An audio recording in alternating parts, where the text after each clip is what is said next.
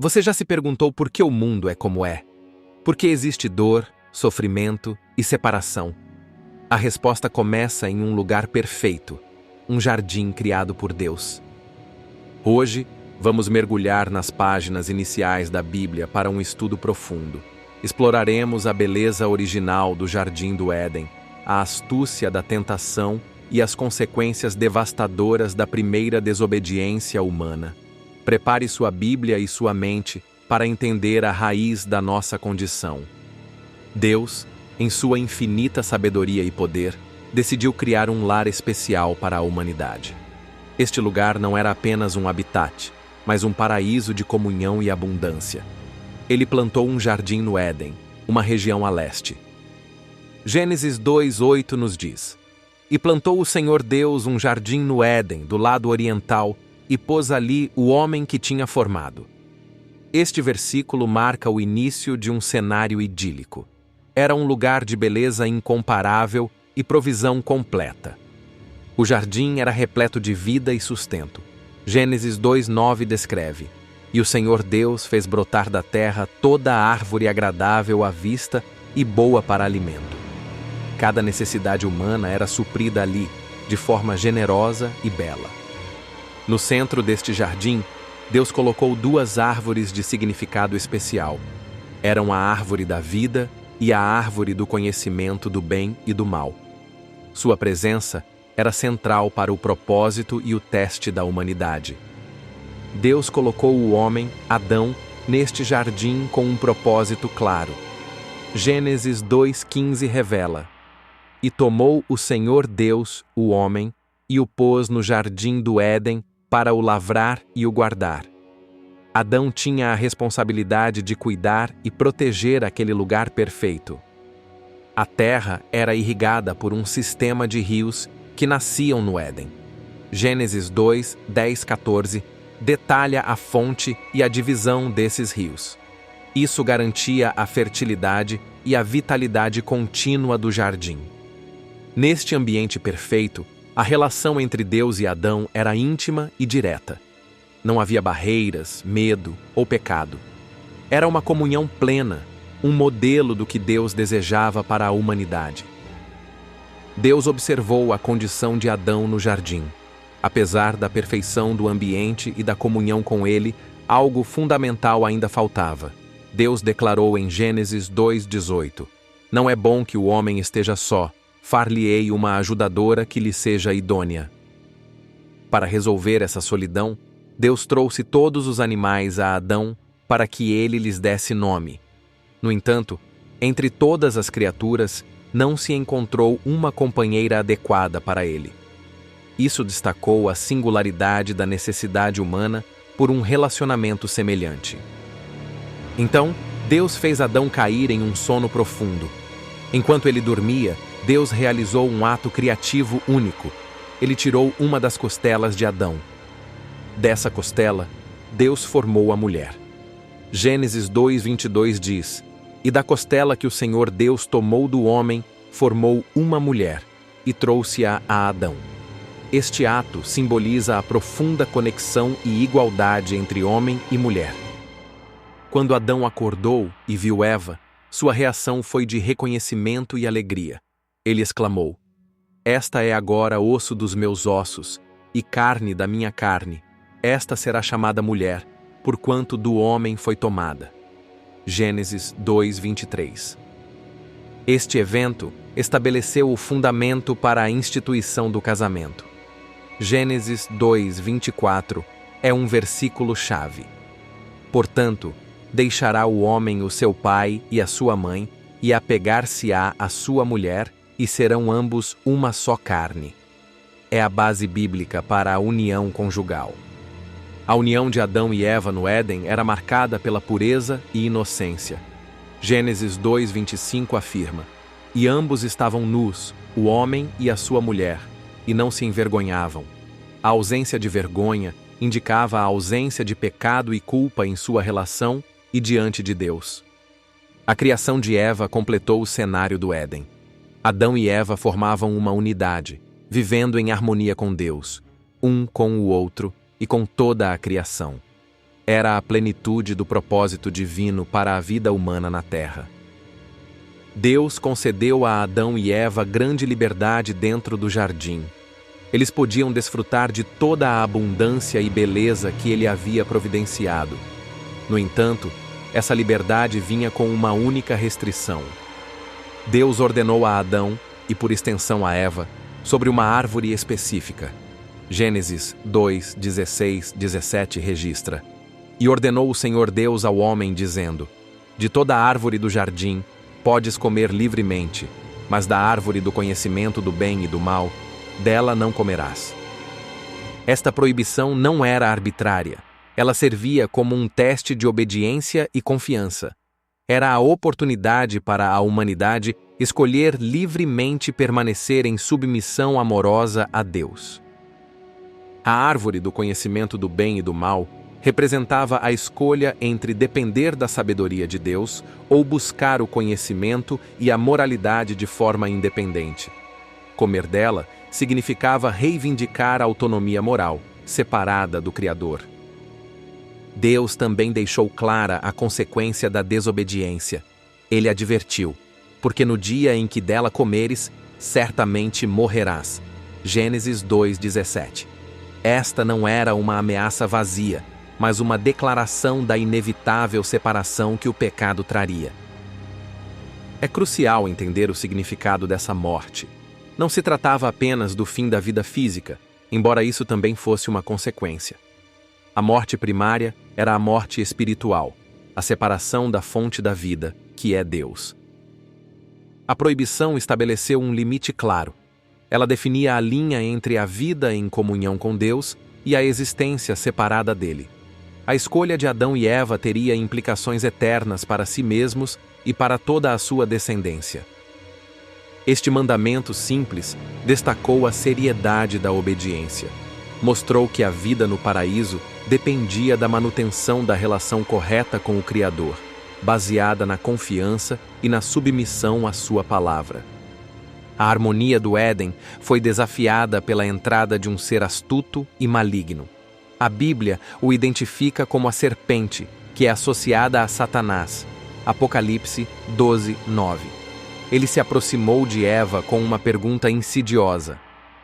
Gênesis 3:1 diz: Ora, a serpente era o mais astuto de todos os animais do campo que o Senhor Deus tinha feito. E esta disse à mulher: É assim que Deus disse: Não comereis de toda a árvore do jardim?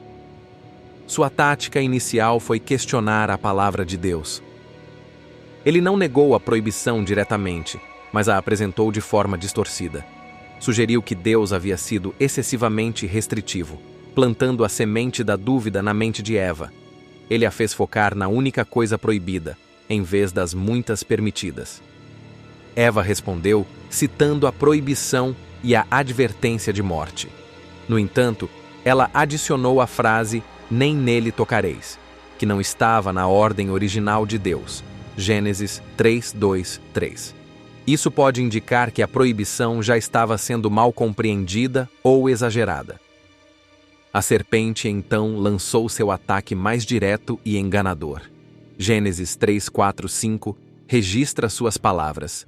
Então a serpente disse à mulher: Certamente não morrereis, porque Deus sabe que no dia em que comerdes desse fruto, vossos olhos se abrirão e sereis como Deus, conhecendo o bem e o mal. Aqui, Satanás negou a consequência declarada por Deus: Certamente não morrereis. Ele acusou Deus de reter algo bom e desejável da humanidade. Ele sugeriu que Deus estava com medo de que eles se tornassem iguais a ele. A promessa de ser como Deus, conhecendo o bem e o mal, apelou para o desejo de sabedoria e autonomia. Satanás apresentou a desobediência como um caminho para o crescimento e a iluminação, em vez de um caminho para a ruína. Ele distorceu a verdade, fazendo o mal parecer bom. A estratégia de Satanás foi multifacetada. Questionar a palavra de Deus, negar suas advertências, acusar seu caráter e oferecer uma falsa promessa. Ele explorou a vulnerabilidade humana ao desejo e à dúvida, preparando o palco para a queda. A tentação de Satanás plantou sementes de dúvida e desejo no coração de Eva. Ela começou a olhar para a árvore proibida com novos olhos, influenciada pelas palavras enganosas da serpente. Sua percepção da árvore mudou. Gênesis 3:6 descreve o processo. E vendo a mulher que a árvore era boa para comer e agradável aos olhos, e árvore desejável para dar entendimento, ela avaliou a árvore com base em seus próprios critérios: apetite, boa para comer, estética, agradável aos olhos, e ambição, desejável para dar entendimento. Estes três aspectos correspondem às áreas de tentação que João descreve em 1 João 2,16. A concupiscência da carne, boa para comer, a concupiscência dos olhos, agradável aos olhos, e a soberba da vida, desejável para dar entendimento, ser como Deus. Eva cedeu em todas elas. O versículo continua: tomou do seu fruto e comeu. Este foi o momento crucial da desobediência. Eva fez uma escolha consciente de violar o mandamento claro de Deus. Ela agiu com base em seu próprio julgamento e desejo, em vez de confiar na palavra divina. Após comer, Eva ofereceu o fruto a Adão. Gênesis 3:6 conclui: e deu também a seu marido, e ele comeu com ela. Adão estava com Eva durante a tentação, embora o texto foque na interação com Eva, e escolheu participar da desobediência. A Bíblia, em Romanos 5:12, atribui a entrada do pecado no mundo a Adão. Embora Eva tenha sido tentada primeiro e tenha comido primeiro, Adão, como cabeça da criação e representante da humanidade, foi responsável por sua decisão de seguir Eva na desobediência.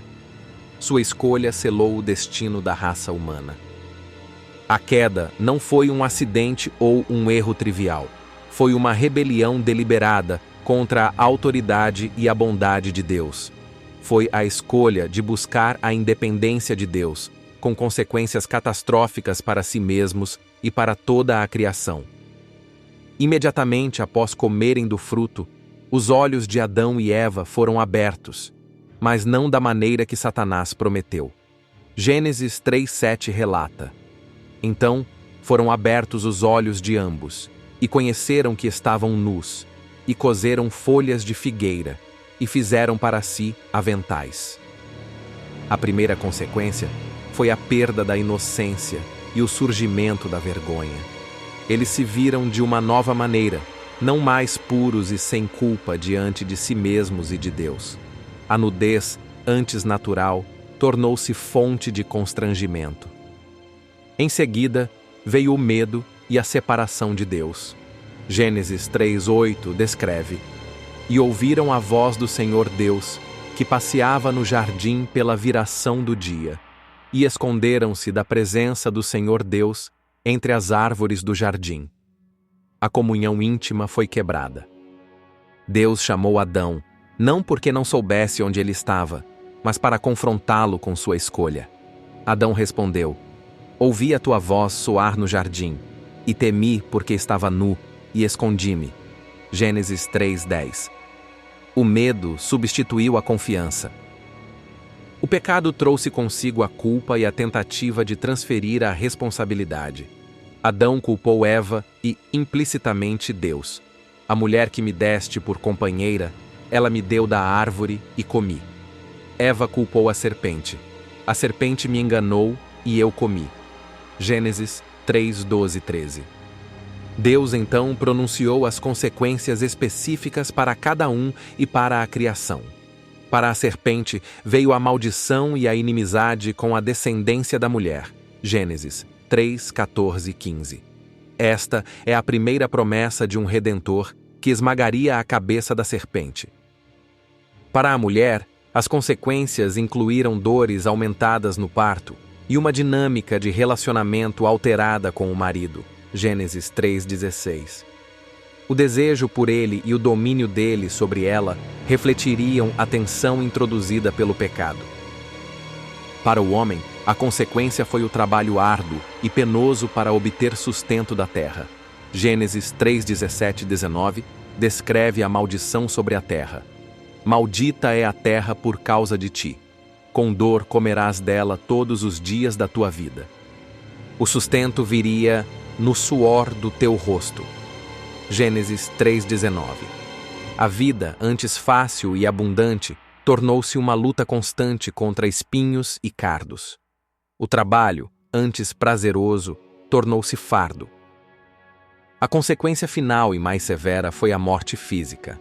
Gênesis 3:19 conclui: Até que tornes a terra, porque dela foste tomado, porquanto és pó, e ao pó tornarás. A imortalidade no Éden foi perdida. Além disso, Adão e Eva foram expulsos do jardim do Éden. Gênesis 3, 23, 24 narra: O Senhor Deus, pois, o lançou fora do jardim do Éden, e havendo lançado fora o homem, pôs querubins ao oriente do Éden, com uma espada flamejante que se revolvia para guardar o caminho da árvore da vida.